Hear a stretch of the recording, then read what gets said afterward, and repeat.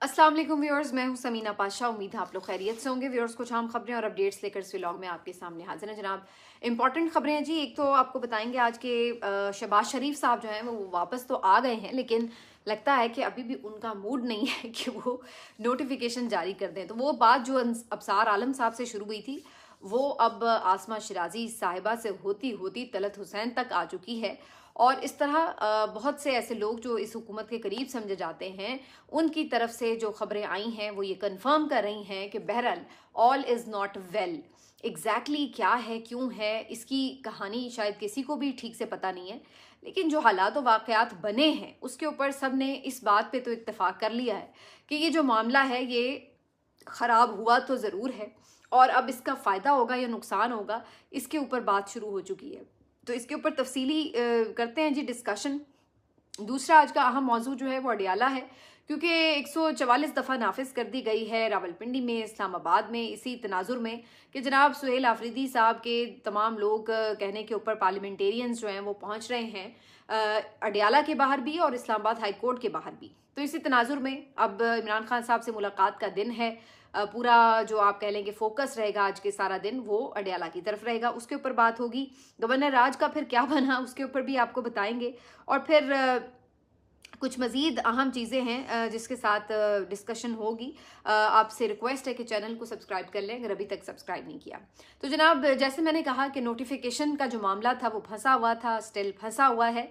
और अब सूरत हाल ये है कि पहले जो लोग इसको लाइट भी ले रहे थे उनको भी अंदाज़ा हो चला है कि ये बात कोई इतनी भी मामूली नहीं है। ज़रूर पीछे कुछ ऐसी वजह है जिसकी वजह से कुछ काम जो है वो रुका, और इस रुकने का वजह क्या है ये तो पता नहीं है, लेकिन इस रुकने का नुकसान जो है वो ज़रूर उठाना पड़ सकता है किसी न किसी को।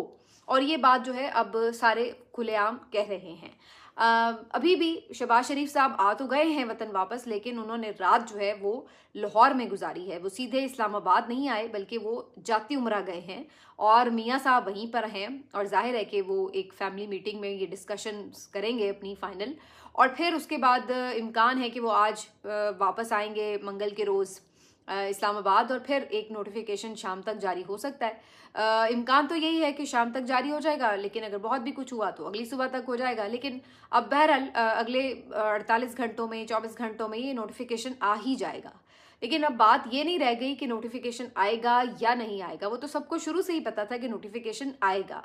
लेकिन ये जो ताखीर हुई है और इस ताखीर से जो एक अजीबोगरीब फिजा ने जन्म लिया है, जो एक ऑकवर्ड सी पोजीशन में डाला है उन्होंने अहम शख्सियात को, और इसके साथ साथ जो चहमगोइयाँ शुरू हुई हैं, इन तमाम चीज़ों ने बहुत कुछ एकदम खोल के रखा है बहरहाल। और इक़्तिदार के वानों से ये आवाज़ आई है कि सब अच्छा नहीं है, और अब ये मामला जो है इससे आगे बढ़ेगा। मसलन मैं एक कमेंट पढ़ रही थी, शायद सिद्दीक जान साहब ने लिखा हुआ था कि किसी हुकूमती बंदे ने कहा है, सहाफ़ी ने या शायद कोई हुकूमती बंदे ने, कि जनाब पहली तलाक हो गई है। तो पहली तलाक के बाद मामला ये है कि रुजू का ऑप्शन होता है कि आप अगर दोबारा रुजू कर लें तो मामला संभल जाता है, आपका निकाह जो है वो बच जाता है। तो अगर पहली तलाक हो गई है तो देखना यह है कि अब ये मामला दूसरी तलाक की तरफ जाएगा या फिर रुजू की तरफ जाएगा। अभी अगर PMLN की, पीपल्स पार्टी की, इन जमातों की पोजीशन देखें तो लगता ऐसे है कि ये मामला रुजू की तरफ ही जाएगा, क्योंकि ये इसके अलावा कुछ कर नहीं सकते, इनके पास इतना कुछ है नहीं हाथ में कि ये कोई पंगा ज़्यादा बढ़ाएं। तो लिहाजा मुझे तो ऐसी कोई गलतफहमी नहीं है कि ये रुजू नहीं करेंगे, लेकिन सवाल ये कि अगला बंदा क्या उस रुजू को कबूल करेगा या नहीं। एक तो ये सवाल अहम है, और दूसरी बात ये है कि क्या उस रुजू के दौरान कोई रकीब तो नहीं हाथ में ला लेगा, कि ये दूसरा अहम सवाल है। और ये मेरा ख्याल है कि इस वक्त का बड़ा ही अहम सवाल इसलिए है क्योंकि सब लोग इस बात का जिक्र कर रहे हैं कि जब जनरल बाजवा साहब का नोटिफिकेशन डिले हुआ या बाकी मामलात में जब इस्टेब्लिशमेंट से दरार पड़ना शुरू हुई, तो उसके बाद इमरान खान साहब की हुकूमत के लिए परेशानियां बढ़ चुकी थी। तो अब बहुत से लोग जहां ये बात याद कर रहे हैं तो वहां मेरा ख्याल है ये भी बात याद करने की ज़रूरत है कि उस वक्त जो अपोजिशन थी वो PMLN थी, और जैसे ही उन्होंने देखा कि कोई दरार पड़ चुकी है तो वहीं उन्होंने उस गैप को फिल करने के लिए अपना कांधा जो है वो पेश कर दिया और उन्होंने जाके उस वक्त की इस्टेब्लिशमेंट से हाथ भी मिला लिया, उनके जूते भी पॉलिश करने शुरू कर दिए, उनके साथ मामलात को हर तरह से सेटल करने के लिए हर किस्म के ताउन की यकीन दहानियां भी कराईं, बदले में उन्होंने रिलीफ भी ले लिए और बदले में उनको एक्सटेंशन के लिए वोट भी दे दिया। तो ये बड़ा ज़रूरी होता है कि जब कोई दरार पड़ी हुई हो उस वक्त क्या कोई मौके से फ़ायदा उठाएगा या नहीं। अब सवाल यहाँ पर यह पैदा होता है कि अगर कोई ऐसी दरार पड़ चुकी है तो क्या पीटीआई इस मौके पर फ़ायदा उठाएगी? क्या वो ये कोशिश करेगी कि इस दरार को मज़ीद गहरा किया जाए और इस दौरान वो मौजूदा इस्टेब्लिशमेंट से अपने मामलात को सीधा करने की कोई कोशिश करेगी, या इसके बरक्स वो अपने मामलात को उसी तरह, क्योंकि इस वक्त तो हम देखते हैं ना इस्टेब्लिशमेंट बिल्कुल पीटीआई के साथ आमने सामने, तो क्या ये इसी तरह मामला चलाए रखेगी पीटीआई अपने जो इनका एक इस वक्त का तर्ज तखातुब है, जो इनकी एक फ़ाइट है, उसमें कोई नरमी नहीं लेके आएंगे? चलिए नरमी नहीं लेके आएंगे तो क्या कोई पॉज भी इवन आएगा? तो अगर मुझसे आप पूछें, मेरी कैलकुलेशन तो ये कहती है कि पीटीआई इस मामले में ये नहीं करेगी कि वो जाके इस इस्टेब्लिशमेंट से हाथ मिला के या उन्हें कोई इशारा दे के ये समझाने की कोशिश करे कि जी नून से अगर आपकी बिगड़ गई है तो हम हाजिर हैं। मुझे ऐसा इम्कान नज़र नहीं आता। तो फिर क्या पीटीआई जाके नून के साथ खड़ी हो जाएगी कि जी वेरी गुड, आप इस्टेब्लिशमेंट को टफ टाइम दें, हम आपके साथ खड़े हैं? तो मुझे ऐसा भी नज़र नहीं आता। तो मुझे ये लगता है कि पीटीआई इस पूरे मामले में अभी तक इनडिफरेंट है और शायद वो इसी तरह लाताल्लुक सी रहेगी। अभी भी आप देखें कि इस नोटिफिकेशन के मामले को पीटीआई ने कहीं पे भी प्ले अप नहीं किया है। सोशल मीडिया पर उनके अकाउंट से जो भी बातें होती रहें थोड़ी बहुत वो हो जाती हैं, लेकिन एज जमात पीटीआई का कोई इसके ऊपर रिएक्शन नहीं आया है। आप देखिए कि ऑफिशियली उन्होंने कोई स्टेटमेंट जारी नहीं किया कि भाई ये नोटिफिकेशन आना चाहिए था, क्यों नहीं आया, या ये कि जी आना ही नहीं चाहिए, उनको चाहिए रिटायर होके घर चले जाएं। तो उन्होंने कोई पोजीशन इस पे ली ही नहीं है सिरे से। और मैंने ये भी देखा कि एक दो इनके लोगों से जब बात करने की कोशिश की गई इस मौजू पर, सहाफ़ियों ने सवाल वगैरह किए तो उन्होंने अवॉइड किया और इसके ऊपर कोई क्लियर पोजीशन नहीं ली, जिससे मुझे ये तासुर मिलता है कि पीटीआई अगर यहाँ पे कोई दराड़ है तो इस ख्वाहिश का उसका कोई इरादा नहीं है कि वो इस दराड़ में कोई अपना फ़ायदा उठाने की कोशिश करे। तो इस वजह से भी ये बात जहन में रखिए कि अगर ये दराड़ कोई पीएमएलएन और मौजूदा इस्टेब्लिशमेंट के दरमियान आ भी चुकी है तो फिर ये दराड़ कहीं ना कहीं ऐसे रहते हुए भी मामला इसी तरह चलाया जाएगा, और या फिर इसका अल्टीमेट नतीजा ये होगा कि पीएमएलएन की भी छुट्टी हो जाएगी लेकिन पीटीआई के हाथ भी उसके ये नहीं होगा कि फ़ौरन पीटीआई के हाथ कुछ आ जाएगा। तो ये दोनों बातें हो सकती हैं। अब इसमें ज़ाहिरी सी बात है, अगर इन्होंने इस्टेब्लिशमेंट को नाराज़ किया है तो वो भी किसी न किसी तौर अपना जो नापसंदीदगी है, कोई अगर गुस्सा है तो वो शो कर सकते हैं। अब वो किस फॉर्म में होगा वो तो हम आगे चल के देखेंगे, लेकिन जहाँ तक ये बात है कि इससे कोई बहुत भौंचाल फ़ौरन से नज़र आएगा, अभी थोड़ा सा ठहर के आएगा, लेकिन इसके कुछ ना कुछ असरात जो हैं हमें आने वाले दिनों में नज़र आना शुरू हो जाएंगे। तो ये तो इसके ऊपर वाज़ेह चीज़ें हैं। जैसे मैंने पहले भी पिछले व्लॉग में कहा कि मोहसिन नकवी साहब ने जो गुस्से का इजहार किया है वो तमाम चीज़ें भी आप देखें तो वो नज़र आती हैं कि वो जो मामला है वो किस तरफ जा रहा है। तो अब शहबाज शरीफ साहब भी आज फाइनल मीटिंग्स जो हैं वो कर लेंगे अपने बड़े भाई से मुशावरत करके, और उसके बाद करना तो इन्होंने वही है जो इन्होंने करना है, लेकिन इस दौरान जिस अंदाज से इन्होंने ये किया है, फिर वो मियाँ साहब के बारे में बड़ी मिसल मशहूर है कि ये चलते हुए बम को लात खुद ही मार देते हैं। तो बहुत से लोग अब यही प्रेडिक्ट कर रहे हैं कि ये लात जो है मियाँ साहब ने मार दी है। अब ये अलग बात है कि मियाँ साहब खुद डायरेक्टली, चूंकि इस वक्त प्राइम मिनिस्टर नहीं है, तो थोड़ा सा एक बफर जोन है बीच में शहबाज शरीफ साहब का, तो इसलिए शायद उसके फौरी बम फटने के असरात जो हैं वो नज़र नहीं आएंगे। लेकिन बहरहाल उसमें पीछे रहते हुए भी मियाँ साहब ने कुछ ना कुछ इस तरह का मामला अपने भाई के लिए भी मुश्किल बना ज़रूर दिया है। तो ये जी सारी कहानी अब चल रही है इक़्तिदार की राहदारियों में। लेट्स सी कि इसके ऊपर क्या होता है, लेकिन पीटीआई का जो आज के दिन का फोकस है वो इस बात के ऊपर है कि इमरान खान साहब से मुलाकात हो जाए। इसके लिए इन्होंने आज कॉल दे रखी है जी तमाम पार्लियामेंटेरियंस पहुँचें और अडियाला के बाहर बैठेंगे। अगर बहनों की मुलाकात ना हुई, बहनें तो ज़ाहिर जाती ही हैं, 7-6 वकीलों के नाम की लिस्ट भी भेज दी गई है जिनमें ऑलमोस्ट वही नाम है जो हमेशा होते हैं, सलमान अकरम राजा साहब, बैरिस्टर गौहर साहब और बाकी कुछ वकला उनके, और इम्कान फिर वही है जो हमेशा होता है कि किसी की मुलाकात नहीं होगी। अब बहनें जाएंगी, अगर तो किसी एक की मुलाकात 5-1 मिनट के लिए भी हो जाए वक्त मुलाकात से पहले पहले, तो शायद कोई बहुत बड़ा सीन क्रिएट ना हो। लेकिन अगर ऐसा कुछ नहीं हुआ तो फिर उसके बाद जाहिर है पीटीआई को भी कुछ ना कुछ करना है। अब इससे पेशतर के पीटीआई यहाँ पर पहुँचती और आके कोई यहाँ पर वो शो लगाते, उससे पहले ही 144 दफ़ा जो है वो नाफिज कर दी गई है इस्लामाबाद में भी और रावलपिंडी में भी। इस्लामाबाद में इस्लामाबाद हाई कोर्ट है और वहाँ पर भी इन्होंने आना था एहतजाज के लिए, और वहाँ से फिर इन्होंने जाना था अडियाला जेल जो कि रावलपिंडी में है।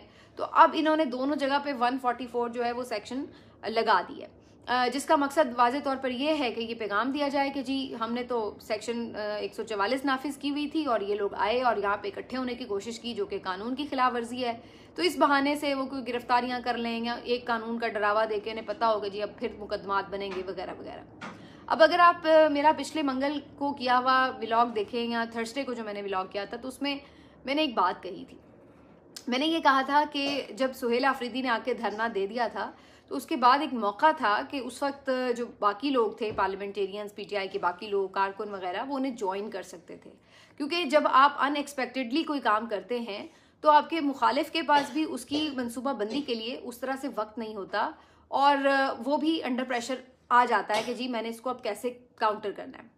अब जब आप पहले से प्लान बना रहे हैं पूरे हफ्ते से और अनाउंस करके बाकायदा आ रहे हैं, तो उन्हें भी मौका मिल जाता है कि वो पहले से स्ट्रैटेजी बना लें कि जी अब ये लोग आ रहे हैं तो हमने इन्हें कैसे रोकना है, कितनी स्पेस देनी है, कितनी नहीं देनी, तो वो उसके हिसाब से अपनी प्लानिंग कर लेते हैं। अब आप आज की खबर सुनेंगे तो आपको पता चलेगा कि जी सारे रास्ते अडियाला की तरफ आने वाले बंद कर दिए उन्होंने, दफ़ा 144 नाफिज कर दी, पुलिस की गैर मामूली नफरी बुला ली है। तो उन्होंने अब हर वो रुकावट डालनी है जो इनको यहाँ पहुँचने में दुश्वारी देगी, और साथ में एक हर मौके पे, खैर मकसद तो फिर भी इनका पूरा होगा, जाहिर है कहीं ये रोकेंगे तब भी, कहीं गिरफ्तारी होगी तब भी, तो हेडलाइंस तो बनेंगी, डिस्कशन तो होगी। तो वो जो एक हाइप क्रिएट करना मकसद है, वो चाहे अडियाला के बाहर आप जाके बैठ के करें या आप सड़क के ऊपर आपको रोका जाए, आपकी गिरफ्तारी हो, उस सूरत में आप करें, तो वो हाइप तो बनती है बहरहाल। लेकिन कहने का मकसद ये कि अगर अडियाला जाकर बाहर बैठने का मकसद ये होता कि जी इमरान खान साहब को हमने मिलना है और प्रेशर बढ़ाना है, तो मेरा ख्याल है वो एक अच्छा आइडियल टाइम था जब सुहेल आफरीदी साहब बैठे हुए थे, उस वक्त सबको उन्हें ज्वाइन कर लेना चाहिए था। अब आप आएंगे, अब वो आपको पहुंचने नहीं देंगे, 100 तरह के मसले मसाइल होंगे, और अभी तो फिलहाल बहुत ज़्यादा तादाद में कारकुन भी नहीं मेरा ख्याल आ रहे। तो ऐसी सूरत में, क्योंकि ये कारकुनों के लिए बहरहाल इन्होंने अभी कॉल नहीं दी हुई, अपनी मर्जी से कोई आ जाता है वो अलग बात है, लेकिन इन्होंने कॉल नहीं दी हुई कारकुनों के लिए। तो अब ऐसी सूरत में जब कारकुन भी आपके साथ नहीं है, वरना तो आप आते हैं कारकुनों के साथ तो आप कंटेनर भी हटा लेते हैं, मशीनरी आपके साथ आए तो आप उसको यूज़ कर लेते हैं। अब मशीनरी भी आप नहीं ला सकते, अब कारकुन भी आप नहीं ला सकते, तो फिर खाली आप आएंगे, फिर आप कहेंगे देखें आगे हमें जाने नहीं दे रहे, तो फिर वो एक इस तरह का एक इवेंट ज़रूर बनेगा, लेकिन शायद अडियाला तक पहुँच के धरना देना फिर आपके लिए मुश्किल हो जाए। तो ये सारी सिचुएशन जो है वो बनेगी। ये अलग बात है कि उसको फिर बाद में प्ले अप आप करेंगे कि देखें जी एक सूबे के लोग आते हैं और आप उसको अंदर नहीं आने देते, तो कल को हम भी सूबा बंद करेंगे आपके लिए, फिर आप क्या करेंगे वगैरह वगैरह। लेकिन ये भी बातें सिर्फ ये लोग कहते हैं, करते नहीं हैं। अभी तक नहीं हमने देखा कि खैबर पख्तूनख्वा में किसी किस्म की कोई इस तरह की इन्होंने इंतकामी कार्रवाई की हो या कुछ, विच इज़ गुड। मैं ये नहीं कह रही कि करनी चाहिए, लेकिन मैं बता ये रही हूँ कि वो कहते ज़रूर हैं लेकिन करते नहीं हैं। बल्कि यहाँ तो एक डिफरेंट किस्म की हम सियासत देख रहे हैं खैबर पख्तूनख्वा में कि इवन एनएफसी अवार्ड के ऊपर सुहेल आफरीदी साहब जो हैं उन्होंने सारी जो अपोजिशन है उसको भी ऑन बोर्ड लिया हुआ था। और आज जो इनके सूबाई वुज़रा थे, इन्होंने जो प्रेस कॉन्फ्रेंस की असम्बली के बाहर, तो उसमें अपोजिशन के अरकान भी हुकूमत के साथ खड़े हुए थे। तो ये एक बहुत अच्छी रिवायत भी है और एक बड़ी डिफरेंट सियासत हम देख रहे हैं कि एक तो ये ज़्यादातर नौजवान हैं इनमें, और वो कम से कम इतनी स्पेस रखते हैं कि जो ऐसे मामलात हैं जो सूबे के मफाद से जुड़े हुए हैं उसमें वो अपोजिशन को भी साथ खड़ा करते हैं, और अपोजिशन भी वहाँ पर बड़े अच्छे से बिहेव करती है और उनके साथ बिल्कुल खड़ी होती है कि जी हमारे सूबे का मामला है, जो हमारे सूबे का हक है वो उसको मिलना चाहिए। तो ये एक बड़ी अच्छी रिवायत है। इसके साथ साथ एक अनयूजुअल काम ये भी हुआ है कि खैबर पख्तूनख्वा असम्बली में हज़ारा सूबे के लिए करारदाद मंजूर की गई है मुत्तफ़िका तौर पर कि जनाब ये करारदाद पेश की गई है कि जी हज़ारा सूबा अलग बनना चाहिए। ये भी बड़ा अनयूजुअल है कि कोई हुकूमत हो इक़्तिदार में और वो खुद ही अपने सूबे को तकसीम करने की बात करे कि हाँ जी बना लें आप इसमें सूबा। वरना यहाँ तो हम देखते हैं पीपल्स पार्टी के सामने आप नाम लेकर देखें कि जी ये करनी है, कोई कराची को अलग करना है या सिंध का कोई सूबे बनाने हैं, तो वो चीखे मारते हैं। आप पंजाब में देख लें तो नून लीग चीखे मारती है। तो ये लोग कभी भी सूबों को जो है इस तरह डिवाइड करने के हक में नहीं होते, क्योंकि ये चाहते हैं कि ज़्यादा से ज़्यादा एरिया जो है वो ज़्यादा से ज़्यादा वसाइल के साथ इनके पास इख्तियार में रहे। तो यहाँ पर ये भी हम एक डिफरेंट चीज़ देख रहे हैं कि जो हुकूमत वक्त है उसको पता है कि एक सूबा अलग करने से उनका सूबा जो है वो छोटे उस पर रकबे पे होगा। इसके बावजूद भी वो समझते हैं कि जी अगर फलाह बहबूद के लिए ज़रूरी है कि छोटे यूनिट्स बने तो बनने चाहिए। तो ये बड़ी डिफरेंट रवायात जो हैं वो इस वक्त हम खैबर पख्तूनख्वा असम्बली के अंदर देख रहे हैं। तो बात में ये कर रही थी कि अब ये सारे वहाँ पर निकलेंगे, पहुँचेंगे, करेंगे, लेकिन उसके बाद भी क्या इमरान खान साहब से मुलाकात हो पाएगी? लेकिन ये ज़रूर है कि जब कोई एक्टिविटी होती है तो कम से कम उसके ऊपर बात होती है। अब जुमाइमा खान साहिबा जो हैं उन्होंने भी इस बारे में कल ट्वीट किया और उन्होंने कहा कि जी इमरान खान साहब की उनके बेटों से इवन फ़ोन पे भी बात नहीं करवाई जा रही। बेसिकली एक आर्टिकल था जिसमें ये बताया हो गया था कि जी इमरान खान साहब की मुलाकातें नहीं हो रही और वो आइसोलेशन में है, उनकी बहनों से, बुकला से मुलाकात नहीं हो पा रही। तो उन्होंने उसको कोट ट्वीट करते हुए कहा कि मुलाकात तो दूर की बात है, उन्होंने किसी को इवन फ़ोन पे भी बात नहीं करने दी। भाई अगर आप ये कहते हैं कि जी सिक्योरिटी की वजह से हमने, वैसे तो सबको पता है सिक्योरिटी का कोई इशू नहीं है, वैसे ही इन्होंने दूसरे मकासद के लिए जो है मुलाकातें बंद की हैं, तो आप फ़ोन पे तो बात करा ही सकते हैं, लेकिन फ़ोन पे बात भी नहीं कराई गई। इमरान खान साहब के बेटों से तो कई महीने हो गए कि उनकी बात नहीं हुई। तो ये बात जुमाइमा ने भी फिर कोट करके लिखी हुई है। अब जुमाइमा खान का आपको पता है एक इन्फ्लुएंस है, मैं देख रही थी उनके ट्वीट पे तकरीबन 8 लाख के करीब व्यूज़ हैं, जो कि शायद मिलियंस तक चले जाएं, और इसी तरह रीपोस्ट भी कोई 13,000 के करीब है। तो जब आप कुछ इवेंट करते हैं, कोई एक्टिविटी होती है, तो चीज़ें नज़रों में आती हैं। इसके अलावा रॉयटर्स ने आज इमरान खान साहब की इसी सारी सिचुएशन के ऊपर एक आर्टिकल लिखा है और उन्होंने इसमें ख़ास तौर पर जो उनके बेटे हैं उनके रेफरेंस में बात की है कि उनसे उनकी बात हुई है। उन्होंने बताया कि उनके वालिद साहब को मुसलसल आइसोलेशन में रखा गया है, उनकी किसी से मुलाकात नहीं हो रही और उन्हें इस बात का खदशा है कि क्या वो ज़िंदा भी हैं या नहीं, क्या उनके मामलात जो हैं वो ठीक है, उनकी सेहत के मामलात ठीक है, वो किस हाल में हैं, किसी को मालूम ही नहीं है। उनकी ज़िंदगी की कोई अलामात दिखाई नहीं दे रही हैं कि जी किसी ने मिला हो, किसी ने देखा हो, किसी ने उनकी कोई खबर दी हो। तो वो ये कह रहे हैं कि उन्हें शदीद किस्म के तहफ़्फ़ुज़ात हैं और ख़दशात हैं और खौफ है कि उनके वालिद साहब किस हाल में हैं।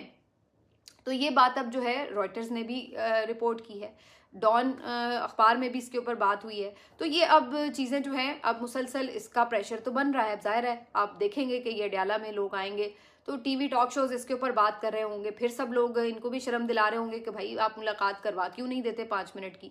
तो ये सारी चीज़ें, और फिर बार बार हुकूमत शर्मिंदा भी होती है, इनके वज़रा शर्मिंदा होते हैं प्रोग्राम्स में जाके, क्योंकि इनसे डिफेंड तो नहीं हो रहा होता ना कि भाई क्यों हमने मुलाकातें बंद की हैं। तो ये अब बहरहाल सारा दिन जो है अडयाला के बाहर सिलसिला चलेगा। लेकिन इस दौरान में जो एक इंटरेस्टिंग बात है कि गवर्नर राज का जो शोशा छोड़ा गया था वो खुद ही पिट गया है। कल जो वज़रा धमकियां दे रहे थे कि जी गवर्नर राज लगने लगा है, टेबल पे मौजूद है, ऑप्शन ये है वो है, तो वो अब खुद ही चुप करके बैठ गए हैं। और अब उनसे जब सवाल आज पूछे गए हैं कि भाई आपने गवर्नर राज की बात, उनका हमने तो नहीं कहा, हम तो ये कह रहे थे कि आइन ही है, आइन में मौजूद है और ज़रूरत पड़ी तो लगा देंगे, पर हमने ये तो नहीं कहा कि कल लगाने ही लगे हैं।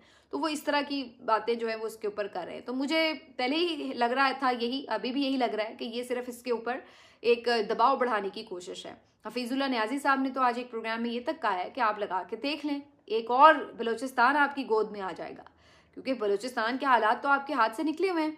तो आप इसी तरह की सिचुएशन जो है वो खैबर पख्तूनख्वा में क्रिएट कर लेंगे अगर आप इस किस्म की हरकत करेंगे। तो वहाँ पर एक बिल्कुल डिफरेंट सिनेरियो है।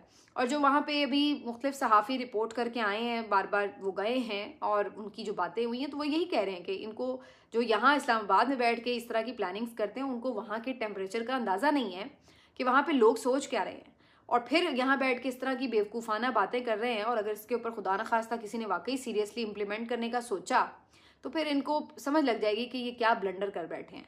तो ये सारी बातें हो रही हैं, इसीलिए जो केपी हुकूमत है वो काफ़ी कॉन्फिडेंट भी हो, कह रहे लगा के दिखाएं, अब लगा के दिखा ही दें। अब कैसे लगाएंगे आप? सोहेल आफरीदी ने भी यही बात की कि यहाँ तो पहले इमरान खान का राज है, तो और कौन सा आप राज करवाएंगे यहाँ पे।